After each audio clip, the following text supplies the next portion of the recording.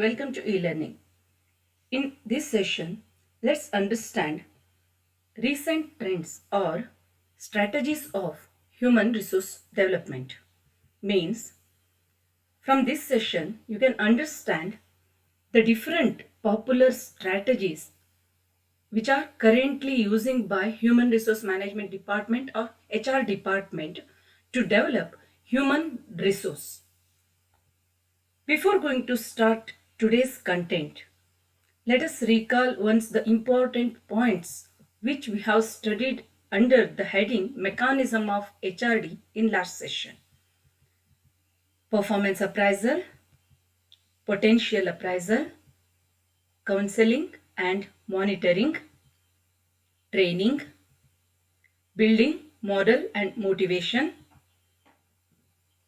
development of teamwork, creating effective human resource development environment, developing emotional intelligence, quality circle, quality of work life, emphasis on excellence, flexibility. These all are important points which you have to remember to give answer or to write answer for the question mechanism of HRD or instruments or subsystem of human resource development. Now let us study HRD strategies, human resource development strategies or recent trends. Some important strategies which are popularly using by human resource management to develop human resource of their organization are total quality management or popularly known as TQM, Kaizen, just in time, empowerment, benchmarking, learning organization. So these 6 important most popular strategies which are widely used to develop HR of organization we have to study in today's session. Let us study all these 6 strategies in detail one by one. First one, total quality management, which is popularly known as TQM. Total quality management is a dynamic concept like human resource development. Why it is dynamic concept? Because to say about quality, there is no end. There is always scope for development of quality. So because of that reason, and this quality management or the enhancement of quality is based on maybe customers expectations. So for this also there is no boundary. So because of this purpose we can say that TQM is a dynamic concept. Here dynamic means no static or stagnant or similar strategies. So here in under total quality management, different ideas or different tactics, strategies are being used. So to TQM aims at continuous improvement in the quality of products, which calls for the improvement in the quality of work of employees through training and development. See, to enhance quality of any product, what we have to do? We have to improve the quality or work of employees. Then only we can enhance, or organization people can enhance the quality of their product. And further, how they can improve the quality of their workforce or employees? By arranging training program or developmental program. So TQM can succeed only if it has the support of total quality people and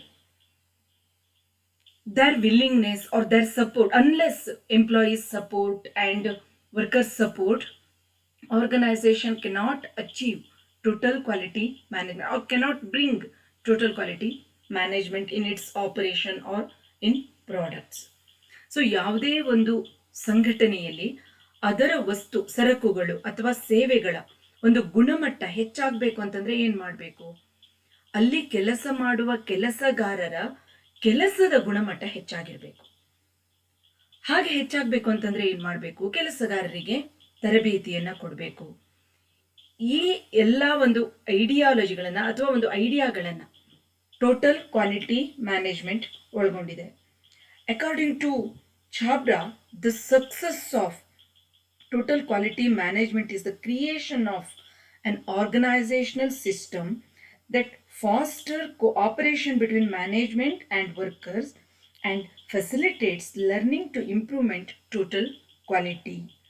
This in turn would lead to continuous improvement of process, products and service, and to employee fulfillment, both of which are critical to customers satisfaction and ultimately survival and growth of the firm. ಈಗ ಯಾವುದೇ ಒಂದು ಸಂಘಟನೆಯನ್ನ ತೆಗೆದುಕೊಳ್ಳಿ. ಸಂಘಟನೆ ಅಂತಂದ್ರೆ ಇಲ್ಲಿ ನಾನು company ಅಥವಾ organisation ಆ ಅರ್ಥದಲ್ಲಿ ತಗೋತಾ ಇದ್ದೀನಿ. ಯಾವುದೇ ಒಂದು ಬಿಸ್ನೆಸ್ ಫರ್ಮ್ ಅನ್ನ ತೆಗೆದುಕೊಳ್ಳಿ. ಬಿಸ್ನೆಸ್ ಫರ್ಮ್ ಸಕ್ಸಸ್ ಯಾವುದ್ರ ಮೇಲೆ ಡಿಪೆಂಡ್ ಆಗಿದೆ? ಇಟ್ಸ್ ಬಿಸ್ನೆಸ್ ಅಂದ್ರೆ ಬಿಸ್ನೆಸ್ ಚೆನ್ನಾಗಿದೆಯೋ ಇಲ್ವೋ, ಅಥವಾ ಇದ್ರ ಸರ್ವಿಸ್ ಇರ್ಬೋದು, ಸರಕುಗಳಿರ್ಬೋದು, ಮಾರಾಟ ಆಗ್ತಾ ಇದೆಯೋ ಇಲ್ವೋ, ಅದ್ರ ಮೇಲೆ ಅದರ ಸರ್ವೈವಲ್ ಡಿಪೆಂಡ್ ಆಗಿದೆ. ಸೊ ಅದರ ಪ್ರಾಡಕ್ಟ್ಗಳು ಹೆಚ್ಚಾಗಿ ಮಾರಾಟ ಆಗಬೇಕು ಅಂತಂದ್ರೆ ಏನ್ ಮಾಡಬೇಕು? It should produce quality products are quality services. ಈಗ ಬೀಯಿಂಗ್ ಎ ಕನ್ಸ್ಯೂಮರ್, ನಮ್ಮ ಆಲೋಚನೆಗಳನ್ನೇ ತೆಗೆದುಕೊಳ್ಳೋಣ. ಯಾವ್ದಾದ್ರು ಒಂದು ಪ್ರಾಡಕ್ಟ್ ಅನ್ನ ಅನ್ನೋವಿಂಗ್ಲಿ ಕ್ವಾಲಿಟಿ ಇಲ್ದಿದ್ದನ್ನ ನಾವು ಪರ್ಚೇಸ್ ಮಾಡಬಹುದು. ಬಟ್ ಕ್ವಾಲಿಟಿ ಇಲ್ಲ ಅಂತಂದ್ರೆ ಅದನ್ನ ಮತ್ತೆ ಫರ್ದರ್ ರೀಪರ್ಚೇಸ್ ಅಥವಾ ನೆಕ್ಸ್ಟ್ ಪರ್ಚೇಸ್ ಅಲ್ಲಿ ಅದನ್ನ ನಾವು ಕನ್ಸಿಡರ್ ಮಾಡ್ತೀವಾ? ಖಂಡಿತ ಇಲ್ಲ. ಅಷ್ಟಲ್ಲದೆ ನಮಗೆ ಗೊತ್ತಿರೋ 4 ಜನರಿಗೂ ಹೇಳ್ತೀವಿ ಅದನ್ನ ಪರ್ಚೇಸ್ ಮಾಡಬೇಡಿ, ಕ್ವಾಲಿಟಿ ಇಲ್ಲ ಅಂತ. ಈ ತರ ಆಗೋದ್ರಿಂದ ಏನಾಗುತ್ತೆ? ಅಲ್ಟಿಮೇಟ್ಲಿ ಆರ್ಗನೈಸೇಷನ್ ಪ್ರಾಡಕ್ಟ್ ಅಥವಾ ಸೇಲ್ಸ್ ಮೇಲೆ ಪರಿಣಾಮ ಬೀರುತ್ತೆ. ಸೊ ಕ್ವಾಲಿಟಿ ಪ್ರಾಡಕ್ಟ್ ಅನ್ನ ಪ್ರೊಡ್ಯೂಸ್ ಮಾಡಬೇಕು ಅಂತಂದ್ರೆ ಏನ್ ಮಾಡಬೇಕು? ಇಲ್ಲಿ ಚಾಬ್ರಾ ಪ್ರಕಾರ TQM ಅಂತಂದ್ರೆ ಕ್ರಿಯೇಷನ್ ಆಫ್ ಅನ್ ಅಸೆನ್ಷಿಯಲ್ ಒಂದು ಆರ್ಗನೈಸೇಷನ್ ಸಿಸ್ಟಮ್ ಅನ್ನ ಕ್ರಿಯೇಟ್ ಮಾಡೋದು. ಯಾವ ಆರ್ಗನೈಸೇಷನಲ್ ಸಿಸ್ಟಮ್? ಎಲ್ಲಿ ಮ್ಯಾನೇಜ್ಮೆಂಟ್, ವ್ಯವಸ್ಥಾಪನೆ ಮತ್ತು ಕೆಲಸಗಾರರ ನಡುವೆ ಒಂದು ಕಲಿಕೆ ಮತ್ತು ಒಂದು ಕೋಆಪರೇಷನ್, ಒಬ್ರಿಗೊಬ್ರು ಸಹಾಯ ಮಾಡುವ ಮನಸ್ಥಿತಿಯನ್ನ ಬೆಳೆಸತ್ತೋ ಅದನ್ನ ಹುಟ್ಟು ಹಾಕುವುದು TQM ಅಂತ ಹೇಳ್ತಾರೆ. This total quality human resource management approach actually involves shared responsibilities, commitment, the rewards. So here shared responsibilities ಅಂತಂದ್ರೆ ಯಾವುದೇ ಒಂದು ರೆಸ್ಪಾನ್ಸಿಬಿಲಿಟಿ ಒಬ್ರದ್ದು ಅಂತ ಬಿಡೋದಲ್ಲ, ಅಥವಾ ಒಬ್ಬರ ರೆಸ್ಪಾನ್ಸಿಬಿಲಿಟಿ ನಮ್ಮದಲ್ಲ ಅಂತ ಕನ್ಸಿಡರ್ ಮಾಡೋದಲ್ಲ. Since they are working together to attain common goal, each one should take the responsibility. So ಆ ರೀತಿ ಆದಾಗ ಏನಾಗುತ್ತೆ? ಡೆಫಿನೆಟ್ಲಿ ಕ್ವಾಲಿಟಿ ಎನ್ಹ್ಯಾನ್ಸ್ ಆಗುತ್ತೆ. ಅಂಡ್ ಅದರ ಜೊತೆ increased quality, productivity, customer satisfaction, employee satisfaction and loyalty. So ಇದು ಒಂದು ಕಂಪ್ಲೀಟ್ ಅಪ್ರೋಚ್ ಅಂತ ಅನ್ಬೋದು. ಯಾಕೆ ಅಂತಂದ್ರೆ ಎಂಪ್ಲಾಯಿ ಸ್ಯಾಟಿಸ್ಫ್ಯಾಕ್ಷನ್ ಅಥವಾ ಕಸ್ಟಮರ್ ಸ್ಯಾಟಿಸ್ಫ್ಯಾಕ್ಷನ್ ಅಥವಾ ಆರ್ಗನೈಸೇಷನ್ ಅಚೀವ್ಮೆಂಟ್ಸ್ ಆರ್ ಕ್ವಾಲಿಟಿ ಇದನ್ನ ಮಾತ್ರ ಕನ್ಸಿಡರ್ ಮಾಡಲ್ಲ. ಇದು ಎಲ್ಲವನ್ನು ಅಂದ್ರೆ ಎಲ್ಲಾ ರೀತಿಯಲ್ಲಿ product quality, customer satisfaction, employee satisfaction and their loyalty ಇವೆಲ್ಲವನ್ನು ಕನ್ಸಿಡರ್ ಮಾಡಿ ಅದನ್ನ ಡೆವಲಪ್ ಮಾಡುವಂಥದ್ದು ಅಥವಾ ಅಭಿವೃದ್ಧಿ ಪಡಿಸುವಂಥದ್ದು ಆಗಿದೆ. And it is continuous improvement. So total quality management ಅಂತಂದ್ರೆ ಒಂದಿನ ಯಾವುದೋ ಒಂದು ಕೆಲಸ ಮಾಡಿ ಅಥವಾ ಕ್ವಾಲಿಟಿ ಬಗ್ಗೆ ಒಂದು ಟ್ರೈನಿಂಗ್ ಅರೇಂಜ್ ಮಾಡೋದು ಅಥವಾ ಒಂದು ಲೆಕ್ಚರ್ ಕೊಡೋದು ಅಥವಾ ಒಂದು ಡೆಮಾನ್ಸ್ಟ್ರೇಷನ್ ಕೊಡೋದು ಅಥವಾ ಅಲ್ಲಿಗೆ ಬಿಡೋದು ಆ ಥರ ಮಾಡೋದಲ್ಲ. ಸೊ ಟೋಟಲ್ ಕ್ವಾಲಿಟಿ ಮ್ಯಾನೇಜ್ಮೆಂಟ್ ಅಂತಂದ್ರೆ ಕಂಟಿನ್ಯೂಸ್, ನೆವರ್ ಎಂಡಿಂಗ್, ಅಥವಾ ಇದು ಡೇ ಟು ಡೇ ಲೈಫ್ ಅಲ್ಲಿ ಇದನ್ನ ಅಡಾಪ್ಟ್ ಮಾಡ್ಕೊಳ್ಳುವಂತ ಒಂದು ಪ್ರೋಸೆಸ್ ಆಗಿದೆ ಅಂತ ಅಂದ್ಕೋಬಹುದು. And it is like share broad information on profits, productivity, quality, costs, capital, spending plans, etc. So ಇಲ್ಲಿ ಟೋಟಲ್ ಕ್ವಾಲಿಟಿ ಮ್ಯಾನೇಜ್ಮೆಂಟ್ ಅಲ್ಲಿ ಏನಾಗುತ್ತೆ ಅಂದ್ರೆ ರೆಸ್ಪಾನ್ಸಿಬಿಲಿಟಿ ಅಥವಾ ಜವಾಬ್ದಾರಿಯನ್ನು ತೆಗೆದುಕೊಳ್ಬೇಕು, ಹೊಣೆಗಾರಿಕೆಯನ್ನು ತೆಗೆದುಕೊಳ್ಬೇಕು ಅಂದ್ರೆ ಪ್ರತಿಯೊಬ್ಬರಿಗೂ ಪ್ರತಿಯೊಂದು ವಿಷಯಗಳ ಬಗ್ಗೆ ಗೊತ್ತಿರಬೇಕು. So it is a shared responsibility of shared information, shared ಐಡಿಯಾವನ್ನು ನಾವು ಟೋಟಲ್ ಕ್ವಾಲಿಟಿ ಮ್ಯಾನೇಜ್ಮೆಂಟ್ ಅಲ್ಲಿ ಕಾಣ್ತೀವಿ. ಅದರ ಜೊತೆ ಇಲ್ಲಿ ಜಾಬ್ ಅಲ್ಲಿ ಲಾಯಲ್ ಅಂದ್ರೆ ಸ್ಯಾಟಿಸ್ಫ್ಯಾಕ್ಷನ್ ಇರೋದ್ರಿಂದ, ಅಥವಾ one of the aspects or one of the objectives of total quality management is to create job satisfaction. Since it creates job satisfaction, it can create loyalty among employees, or through this an organization can have loyal employees. So loyal employees ಅಂತಂದ್ರೆ long run ಅಲ್ಲಿ ಯಾರು work ಮಾಡ್ತಾರೋ organisation ಯಾವ ಸಂದರ್ಭದಲ್ಲೂ ಬಿಟ್ಟು ಹೋಗ್ಬೇಕು ಅಂತ think ಮಾಡಲ್ವೋ ಅವರು, ಆ ಥರದ್ದಿದ್ರೆ ಏನಾಗುತ್ತೆ, organisation can be benefited out of their experience and expertise. And next strategy is kaizen. So it sounds little bit different ಅಲ್ವಾ? ಕೈಸನ್ ಅನ್ನೋದಿದೆಯಲ್ಲ, ನಾವು ಒಂಥರ ಹೊಸ ವರ್ಡ್ ನಮಗೆ, ನೀವು ಇಲ್ಲಿವರೆಗೆ ಕೇಳಿರ್ಲಿಕ್ಕಿಲ್ಲ. So it is actually Japanese word. Kaizen ಅನ್ನೋದಿದೆಯಲ್ಲ, Japanese word, which means continuous improvement with the involvement of everybody in the organization so as to generate value for customers. See, Kaizen ಅನ್ನೋ concept ಅಥವಾ strategy human resource ಡೆವಲಪ್ಮೆಂಟ್ನ ಒಂದು important strategy ಅಂತ ಅನ್ಬೋದು. ಅದು ಇತ್ತೀಚಿನ ದಿನಗಳಲ್ಲಂತೂ ಬಹಳ ಒಪ್ಪಿಕೊಂಡಂಥ ಅಥವಾ ಉಪಯೋಗಿಸ್ಕೊಳ್ಳುವಂತಹ ಅಥವಾ ಪ್ರಾಕ್ಟೀಸ್ನಲ್ಲಿ ಇರ್ತಾ ಇದ್ದಂತಹ ಒಂದು ಸ್ಟ್ರಾಟಜಿ ಕೈಸನ್ ಅಂತ ಅಂದರೆ ಕಂಟಿನ್ಯೂಸ್ ಇಂಪ್ರೂವ್ಮೆಂಟ್ ವಿತ್ ಈಗ ಒಂದು ಆರ್ಗನೈಸೇಷನ್ ಅಂತಂದ್ರೆ ನೋಡಿ, ನೀವು ತುಂಬಾ ಕೆಲಸಗಾರರು, ಅದರಲ್ಲೂ ತುಂಬಾ ಲೇಯರ್ಸ್ ಇರುತ್ತೆ, higher level, middle level, bottom level, ಎಲ್ಲಾ ಕೆಲಸಗಾರರು involvement in their work to attain organisational objectives effectively, ಅದು kaizen concept. The message of kaizen strategy is that not a day should go without some kind of improvement being made somewhere in the organization.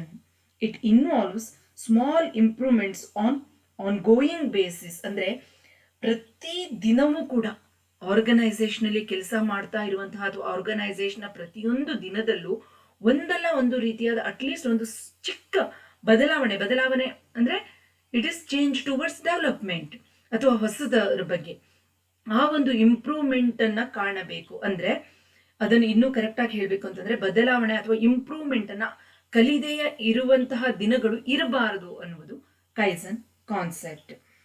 Actually the kaizen programme can be divided into 3 segments. Which are those 3 segments? Let's understand one by one. First one is management oriented kaizen. This segment concentrates on the most strategic and logistic issues and provides the momentum to keep up progress and morale. So adu management level alli. Second one is group oriented.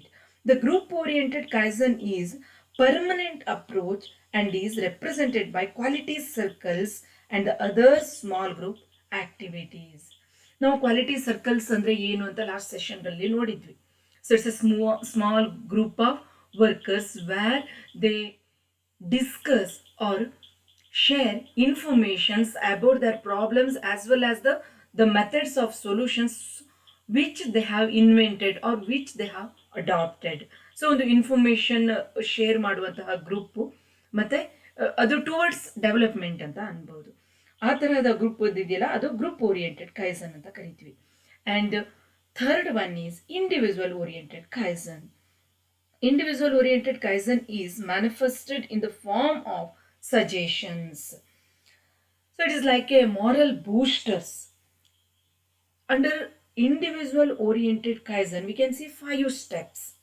Those are straighten up, put things in order, clean up, personal cleanliness and discipline. So totally kaizen ಅಂತಂದ್ರೆ ಏನಂತ ಅಂದ್ಕೋಬಹುದು, ಪ್ರತಿಯೊಂದು ದಿನವೂ ಕೂಡ ಏನಾದರೂ ಹೊಸತನ್ನ ಕಲಿಯೋದು, organisational ಡೆವಲಪ್ಮೆಂಟ್ಗೆ ಅಥವಾ individual employee ಡೆವಲಪ್ಮೆಂಟ್ಗೆ ಹೊಸತನವೊಂದನ್ನು ಕಲಿಯೋದು, ನಮ್ಮ ಕೆಲಸವನ್ನು ಇನ್ನೂ ಹೆಚ್ಚಿನ ಕ್ವಾಲಿಟಿಯಿಂದ ಮಾಡುವಂತೆ ಕಲಿಯೋದಿದೆಯಲ್ಲ, ಅದು ಕೈಸನ್ ಕಾನ್ಸೆಪ್ಟ್ ಅಂತ ಅನ್ಬೋದು. And next strategy is just in time. It is popularly known as JIT, just in time.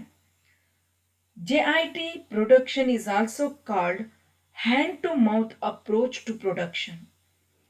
Just-in-time focuses attention on eliminating waste by purchasing or manufacturing just enough of the right items at a right time. ಯಾವುದಾದ್ರೂ ಒಂದು ಕೆಲಸ ಮಾಡುವಾಗ ಬೇಕಾಗಿರುವಂಥ ಒಂದು equipment ಇರ್ಬೋದು ಅಥವಾ ಒಂದು ರಾ materials ಇರ್ಬೋದು ಅಥವಾ ಏನೇ ಒಂದು ಆ ಒಂದು ಕೆಲಸವನ್ನು ಪರಿಪೂರ್ಣಗೊಳಿಸಲು ಅವಶ್ಯಕತೆ ಇರ್ಬೋದು. ಅದಿಲ್ಲ ಅಂತಂದ್ರೆ ಏನಾಗುತ್ತೆ, ಈಗ ಯಾವುದೋ ಒಂದು ಮಷಿನರಿಯಲ್ಲಿ ಒಂದು ಸ್ಮಾಲ್ ಪ್ರಾಬ್ಲಮ್ ಆಗಿದೆ ಅಂತಂದರೆ ಆ ವರ್ಕಲ್ಲಿ ಹೆಲ್ಡಪ್ ಆಗುತ್ತೆ. ಹೆಲ್ಡಪ್ ಆಗೋದ್ರಿಂದ ಏನಾಗುತ್ತೆ, ಟೈಮ್ ವೇಸ್ಟ್ ಆಗುತ್ತೆ. ಸೊ ರಿಸೋರ್ಸಸ್ನ ಉಪಯೋಗಿಸ್ಕೊಳ್ಳುವಂಥ ಟೈಮ್ ವೇಸ್ಟ್ ಆಗೋದು ಕೂಡ ಆರ್ಗನೈಸೇಷನ್ ಸಕ್ಸಸ್ ಮೇಲೆ ಪರಿಣಾಮ ಬೀರುತ್ತೆ. ಆದರೆ ಜಸ್ಟ್ ಇನ್ ಟೈಮ್ ನೋಡಿ, the name it self it is saying right materials are the things arranged at right time. ಯಾವಾಗ ಅದರ ಅವಶ್ಯಕತೆ ಇದೆಯೋ ಅದು ಆ ವೇಳೆಗೆ ದೊರೆಯುವಂತೆ ನೋಡ್ಕೊಳ್ಳೋದಿದೆಯಲ್ಲ, ಜಸ್ಟ್ ಇನ್ ಟೈಮ್ ಅಂತ ಅನ್ಬೋದು.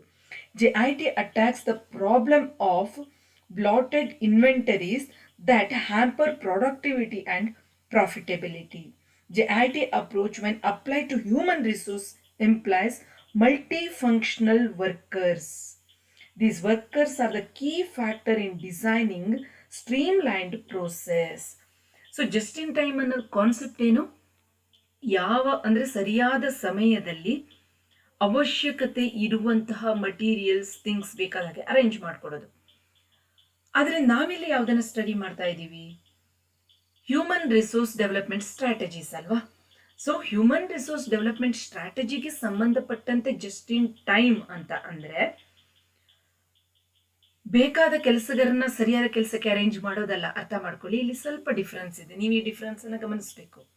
ಏನು ಹಾಗಾದ್ರೆ, ಒಬ್ಬ ವ್ಯಕ್ತಿ ಅಥವಾ ಒಬ್ಬ ಕೆಲಸಗಾರ ಬೇರೆ ಬೇರೆ ರೀತಿಯ ಕೆಲಸಗಳನ್ನ ಎಟ್ ಎ ಟೈಮ್ ಅಟೆಂಡ್ ಮಾಡೋ ರೀತಿಯಲ್ಲಿ ಮಷಿನರಿಗಳನ್ನ ಜೋಡಿಸೋದಿರ್ಬೋದು, ಅಥವಾ ಕೆಲಸವನ್ನ ಆ ಸೀಕ್ವೆನ್ಸ್ ಅನ್ನ ರೂಪಿಸೋದಿರ್ಬೋದು. ಅದು ಅಂದ್ರೆ multi function from a single worker, multi-works from a single worker, expecting multi-works.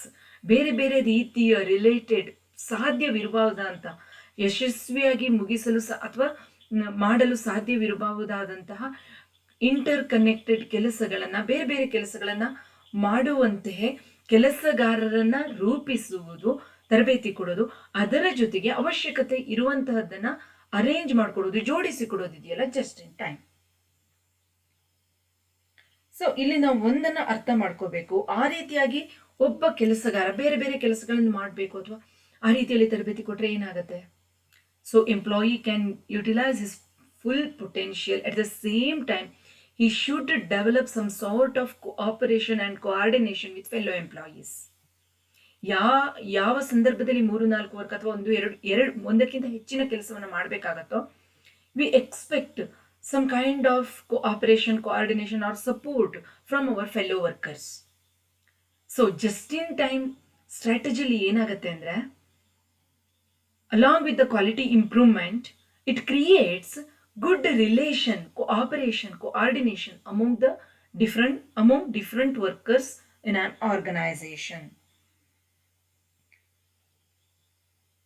The process are designed in such a, so this process, which process, multifunction process, are designed in such a way that each worker can handle 2 or more works ಅಂತ ಅಂತಾರೆ just in time ಅಲ್ಲಿ. ಅಂದ್ರೆ just in time concept ಅನ್ನೋದು ಸರಕುಗಳನ್ನ ಅಥವಾ ಮಷಿನರಿಯನ್ನ ಸರಿಯಾದ ಸಮಯಕ್ಕೆ arrange ಮಾಡೋದು. ಆದರೆ ಹ್ಯೂಮನ್ ರಿಸೋರ್ಸ್ ಡೆವಲಪ್ಮೆಂಟ್ಗೆ ಸಂಬಂಧಪಟ್ಟಂತೆ ಏನು, the process, which process it is designed in such a way that each worker handle 2 or more machines and move from one center to another. So ಯಾವುದೇ ಟೈಮ್ ವೇಸ್ಟ್ ಇಲ್ಲದೆ ಒಂದು ಸೆಂಟರಿಂದ ಇನ್ನೊಂದು ಸೆಂಟರ್ಗೆ move ಆಗೋದು, ಹೆಚ್ಚಿಗೆ ಕೆಲಸವನ್ನು ಮಾಡೋದು, ಅದನ್ನು ನಾವೇನಂತ ಕರಿತೀವಿ ಇಲ್ಲಿ ಜಸ್ಟ್ ಇನ್ ಟೈಮ್ ಸ್ಟ್ರಾಟಜಿ ಅಂತ ಅನ್ಬೋದು. ಸೊ ಹಾಗಾದ್ರೆ ಬೆನಿಫಿಟ್ ಏನು ಇದರಿಂದ, ಜಸ್ಟ್ ಇನ್ ಟೈಮ್ ಆಗೋದ್ರಿಂದ? ಆಲ್ರೆಡಿ ನಾನು ಹೇಳಿದೆ, ಒಂದು ಹೈಯರ್ ಪ್ರೊಡಕ್ಟಿವಿಟಿ ಆಗುತ್ತೆ, ಕ್ವಾಲಿಟಿ ಇಂಪ್ರೂವ್ ಆಗುತ್ತೆ, ಕಾಸ್ಟ್ ಏನಾಗುತ್ತೆ, what about the cost? Cost comes down, lower cost, less work in or less work in process, less inventory of raw materials, finished goods, saved place, increased teamwork, higher workers' moral and motivation. But one thing we have to remember, or we should not forget while implementing just in time, that the implementation of just in time will require considerable cooperation between the management and the workers.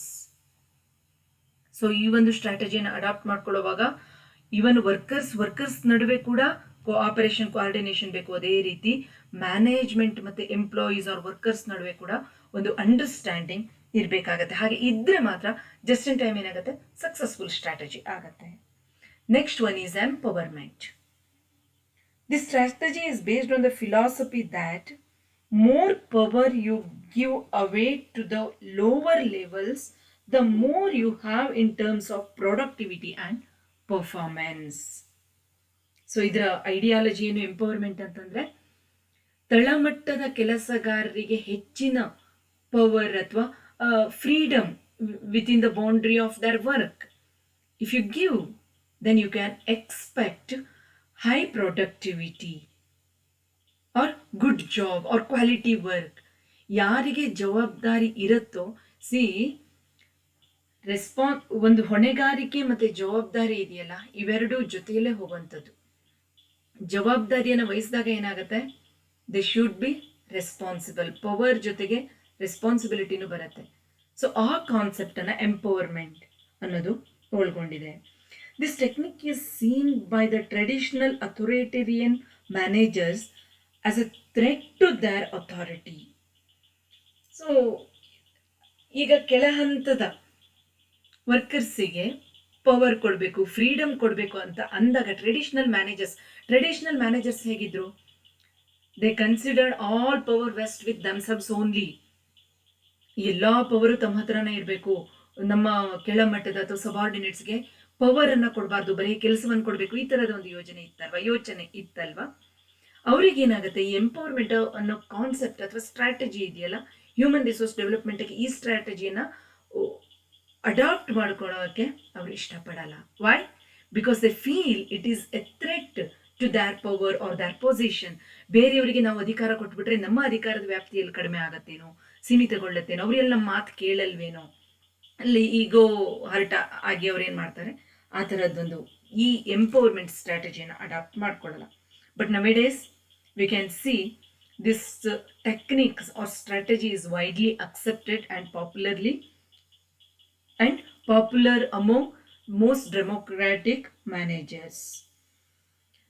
So concept ಅರ್ಥ ಆಯಿತು ಅಂದ್ಕೊಂಡಿದ್ದೀನಿ. Empowerment ಅಂತಂದರೆ it is especially related to bottom level or middle level workers. ಅವರಿಗೆ ಹೆಚ್ಚಿಗೆ freedom ಅಂದರೆ within their job limits freedom ಕೊಡೋದು, ಅಥವಾ power ಕೊಡೋದು, ಅಥವಾ ರೆಸ್ಪಾನ್ಸಿಬಿಲಿಟಿಯನ್ನು ಬಿಟ್ಕೊಡೋದು, ಅಥವಾ ಅವರಿಗೆ ಅಸೈನ್ ಮಾಡೋದು ಅಂತ ಅರ್ಥ ಮಾಡ್ಕೋಬಹುದು. And next one is bench marking.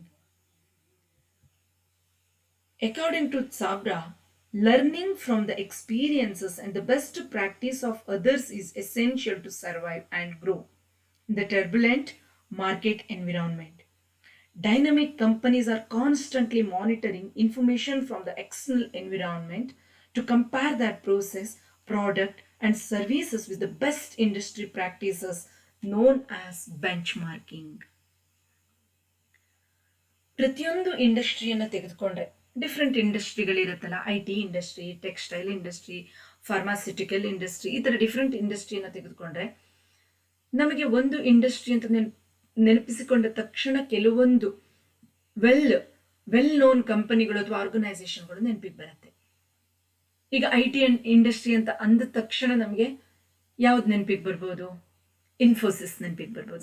ಈ ರೀತಿಯಾಗಿ ಈಗ ಟೆಕ್ಸ್ಟೈಲ್ ಅಂದರೆ ಯಾವುದೋ ಒಂದೆರಡು, ಫಾರ್ಮಾಸ್ಯೂಟಿಕಲ್ ಅಂತಂದರೆ ಯಾವುದೋ ಒಂದಷ್ಟು ಅಂದರೆ ವೆಲ್ ನೋನ್ ಕಂಪನಿಗಳು ಬರುತ್ತಲ್ಲ, ಆ ಕಂಪನಿಗಳ ಪ್ರಾಕ್ಟೀಸ್ ಏನಿದೆ, ಆ ಪ್ರಾಕ್ಟೀಸನ್ನು ನೋಡಿಕೊಂಡು, ಇಟ್ಸ್ ನಾಟ್ ಕಾಪಿ, ಏನು ಮಾಡೋದು, ಇಮಿಟೇಟ್ ಮಾಡೋದಿರ್ಬೋದು, ಅಥವಾ ಅವರನ್ನು ಫಾಲೋ ಮಾಡೋದಿರ್ಬೋದು, ಅಥವಾ ಅದನ್ನು ಅಡಾಪ್ಟ್ ಮಾಡ್ಕೊಳ್ಳೋಕ್ಕೆ ಟ್ರೈ ಮಾಡೋದಿರ್ಬೋದು, ಅಥವಾ ಅವರ ಎನ್ವಿರಾನ್ಮೆಂಟ್ಗೆ ಅದು ಸೂಟೇಬಲ್ ಆಗುತ್ತೆ. ನಮ್ಮ ವರ್ಕಿಂಗ್ ಎನ್ವಿರಾನ್ಮೆಂಟ್ಗೆ ಯಾವ ರೀತಿಯಾಗಿ ಅದನ್ನು ಬದಲಾಯಿಸ್ಕೋಬೇಕು, ಆ ರೀತಿಯಲ್ಲಿ think ಮಾಡೋದಿದೆಯಲ್ಲ. So it is like just analyzation of what HR development strategy or which HR development strategy help them to attain that well-known position in our industry ಅಂತ ಅನಲೈಸ್ ಮಾಡಿಕೊಂಡು ಅದರಿಂದ ಕಲಿಯೋದಿದೆಯಲ್ಲ, ದಟ್ ಈಸ್ ಬೆಂಚ್ ಮಾರ್ಕಿಂಗ್. ಅಂದರೆ ಈಗ textile ಅಂತ ತೆಗೆದುಕೊಳ್ಳಿ, ಯಾವುದೋ ಒಂದು industry ಬೆಳೀತಾ ಇದೆ ಅಂತಂದರೆ ಆಲ್ರೆಡಿ ವೆಲ್ ನೋನ್ ಫೇಮಸ್ ಕಂಪನಿಯನ್ನು ಬೆಂಚ್ ಮಾರ್ಕಿಂಗ್ ಸ್ಟ್ಯಾಂಡರ್ಡ್ ಆಗಿ ಇಟ್ಕೊಳ್ಳೋದು, ಅವರನ್ನು ಸ್ಟಡಿ ಮಾಡಿ ಅವರನ್ನು ಏನು ಮಾಡೋದು, ಆ ಸ್ಟ್ರಾಟಜಿಯನ್ನು ಅಡಾಪ್ಟ್ ಮಾಡ್ಕೊಳ್ಳೋಕ್ಕೆ ಅಥವಾ ಅಲ್ಲಿ ಕಾಂಪಿಟೇಟಿವ್ ಅಡ್ವಾಂಟೇಜ್ ತೆಗೆದುಕೊಳ್ಳೋಕ್ಕೆ ಹೋಗೋದಿದೆಯಲ್ಲ, that is benchmarking. Actually benchmarking is the practice of identifying, studying and building upon the best practices in the industry or in the world. Benchmarking help establish quality targets which lead to a competitive advantage. The benchmakers guide includes some important steps or points. Those are: pick a specific area. ಯಾವುದಾದ್ರೂ ಒಂದು ಏರಿಯಾನ ತೆಗೆದುಕೊಳ್ಳೋದು. ನಾನೀಗ already ಹೇಳಿದ್ನಲ್ಲ, bench marking ಅಂತಂದರೆ best practice ಆ ಇಂಡಸ್ಟ್ರಿಯಲ್ಲಿ ಅಥವಾ ವರ್ಲ್ಡಲ್ಲಿ HR ಡೆವಲಪ್ಮೆಂಟ್ಗೆ ಸಂಬಂಧಪಟ್ಟಿದ್ದು ಯಾವುದೇ ಇರಲಿ ಅದರಿಂದ ಕಲಿಯೋದಾಗಿದೆ.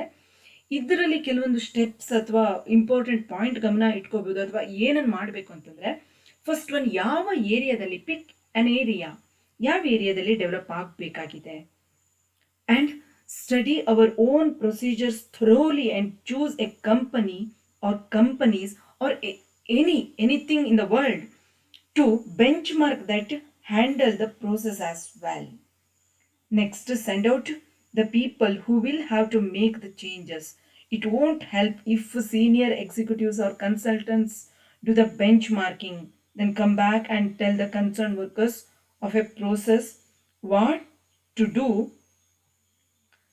ಸೊ ಒಂದು ಕಂಪನಿಯನ್ನು, ಅಂದರೆ ನಮಗೆ ಇಲ್ಲಿ ಕಂಪನಿ ಅಥವಾ ಬೆಂಚ್ ಮಾರ್ಕಿಂಗ್ ಅನ್ನೋ ಕಾನ್ಸೆಪ್ಟನ್ನು ಹೇಗೆ ಅರ್ಥ ಮಾಡ್ಕೋಬೋದು ಅಂತಂದರೆ, ಐಡಿಯಲ್ ಅಂತ ಅಂದ್ಕೊಳ್ಳೋದು ಯಾವುದಾದ್ರೂ ಒಂದನ್ನು, ಅದನ್ನು ನಾವು ಸ್ಟಡಿ ಮಾಡಿ ಅಡ್ಯಾಪ್ಟ್ ಮಾಡ್ಕೊಳ್ಳೋವಂಥದ್ದು. ಸೊ ಇಲ್ಲಿ ಏನಾಗಬೇಕು ಅಂತಂದರೆ, they should be ready to exchange informations before going to exchange. First they have to mentally prepare to exchange informations. ಇಲ್ಲ ಅಂತಂದರೆ ಏನಾಗುತ್ತೆ, ಯಾವುದೇ ಒಂದು ಸ್ಟ್ರಾಟಜಿನ ಅದನ್ನು ಇಮಿಟೇಟ್ ಮಾಡೋದಾಗಿರಲಿ ಅಥವಾ ಅಡಾಪ್ಟ್ ಮಾಡ್ಕೊಳ್ಳೋದೇ ಇರಲಿ ಕಷ್ಟ ಆಗುತ್ತೆ, ಅದು ಎಸ್ಪೆಷಲಿ ಹೊಸ ಸ್ಟ್ರಾಟಜಿಗಳಾಗಿದ್ದರೆ. And very very important or caution ಏನು ತಗೋಬೇಕು ಅಂತಂದರೆ, they should avoid legal problems. ಯಾವುದಾದ್ರೂ ಒಂದು ಕಂಪನಿ ಅದರ ಒಂದು ಸ್ಟ್ರಾಟಜಿ ಅಥವಾ ಅದರದ್ದೊಂದು ಅದು ಯಾವುದನ್ನು ಡೆವಲಪ್ ಮಾಡಿರ್ತೇವೆ ಅದನ್ನು ಕಾಪಿ ಮಾಡೋಕ್ಕೆ ಹೋದರೆ ಅಥವಾ ಇಮಿಟೇಟ್ ಮಾಡೋಕ್ಕೆ ಹೋದರೆ without taking consent from them, legal ಫಾರ್ಮ್ಯಾಲಿಟೀಸನ್ನು ಅಥವಾ ಲೀಗಲ್ ಕಾಂಪ್ಲೆಕ್ಸಿಟೀಸನ್ನು ಫೇಸ್ ಮಾಡಬೇಕಾಗತ್ತೆ. ಆ್ಯಂಡ್ ಅದರ ಜೊತೆಗೆ they should respect the confidentiality of the benchmarking companies or benchmarking areas which they have identified. So ಯಾವುದೋ ಒಂದು ಇನ್ಫಾರ್ಮೇಷನ್ ಅವ್ರು ಕೊಟ್ಟರು ಅಂದ ತಕ್ಷಣ ಇದನ್ನು ಬೇರೆಯವರಿಗೆ ಶೇರ್ ಮಾಡೋದು ಸರಿಯಲ್ಲ ಅಥವಾ ಆ ಥರದೊಂದು ಬೆಂಚ್ ಮಾರ್ಕಿಂಗಲ್ಲಿ ಇರಬಾರ್ದು. So it's all about benchmarking. And next one is learning organisation. Learning is the organization capability to recognize and nurture the development of skills, abilities, and knowledge base. So learning organizations, actually learning ಅನ್ನೋ process ಇದೆಯಲ್ಲ, it is never ending ಅಲ್ವಾ. ಯಾವುದನ್ನ ಕಲಿತರೂ ಕೂಡ ಮತ್ತೆ ಮತ್ತೆ ಹೆಚ್ಚಿನದು ಬಂದ ಅಥವಾ ಬದಲಾವಣೆ ಆದ ಹಾಗೆ ಕಲಿತಾನೆ ಇರಬೇಕಾಗುತ್ತೆ. It is actually quality management ಅಥವಾ ಟೋಟಲ್ ಕ್ವಾಲಿಟಿ ಮ್ಯಾನೇಜ್ಮೆಂಟ್ಗೆ ರಿಲೇಟೆಡ್, ಅಥವಾ it's A step, A positive step towards total quality management ಅಂತಾನು ಅನ್ಬೋದು. Especially in today's business dynamic environment, the learning organisations alone will survive because of their competency to learn, create, codify and use knowledge faster than their rivals. ಯಾವುದಾದ್ರೂ ಒಂದು company ಇಲ್ಲ, ನಾನು ಈಗ ಹೇಗೆ start ಆಗಿದೆಯೋ ಹಾಗೇ ಕಂಟಿನ್ಯೂ ಮಾಡ್ಕೊಂಡು ಹೋಗ್ತೀನಿ, ಬೇರೆ ಏನು ಹೊಸತನ್ನ ಅಡಾಪ್ಟ್ ಮಾಡ್ಕೊಳ್ಳಲ್ಲ, ನನ್ನ ಎಂಪ್ಲಾಯೀಸ್ಗಳು ಕಲಿಯೋದ ಅವಶ್ಯಕತೆ ಇಲ್ಲ, ಸ್ಟೀರಿಯೋ ಟೈಪ್ ಆಗಿದ್ರೆ ಏನಾಗುತ್ತೆ, it can not run in the long run. ಯಾವ ಆರ್ಗನೈಸೇಷನ್ ಸರ್ವೈವ್ ಆಗ್ಬೋದು? ತನ್ನ ರೈವಲ್ರಿ, ಯಾವ ಆರ್ಗನೈಸೇಷನ್ ಹೊಸತನ ಕಲಿಯುತ್ತೋ ಅದು ಸರ್ವೈವ್ ಆಗುತ್ತೆ. ಯಾವ ಆರ್ಗನೈಸೇಷನ್ ಸಕ್ಸಸ್ ಆಗ್ಬೋದು? ತನ್ನ ರೈವಲ್ರಿ ಅಂದರೆ ಕಾಂಪಿಟೇಟರ್ಸ್ಗಿಂತ ಮೊದಲು ಯಾರು ಕಲಿತುಕೊಂಡು ಆ ಕಲಿತಿದ್ದನ್ನು ಇಂಪ್ಲಿಮೆಂಟ್ ಮಾಡ್ತಾರೋ ಆ ಆರ್ಗನೈಸೇಷನ್ ಸಕ್ಸಸ್ ಆಗುತ್ತೆ ಅಥವಾ ಲೀಡರ್ ಅಥವಾ ಲೀಡಿಂಗ್ ಪೊಸಿಷನ್ನಲ್ಲಿ ಇರುತ್ತೆ. The future organization must be built as a complex institution in which thinking, learning and knowledge creation takes place, constantly generating ideas that will permit the transformation of the organization by its people. So, organization people should learn new things. From learn new things, they should invent some new ideas which is useful to lead the industry, which is useful to that organization to getting or to have leading position in that particular industry. So these all are here. Actually we have studied six important well known strategies which are at present companies are using to develop their human resources. So, which strategies we have studied till now? First one is TQM or Total Quality Management, and second one is Kaizen, and third one is Just-in-Time Production, and fourth one Empowerment, fifth one Benchmarking, and sixth one Learning Organization. Thanks for watching.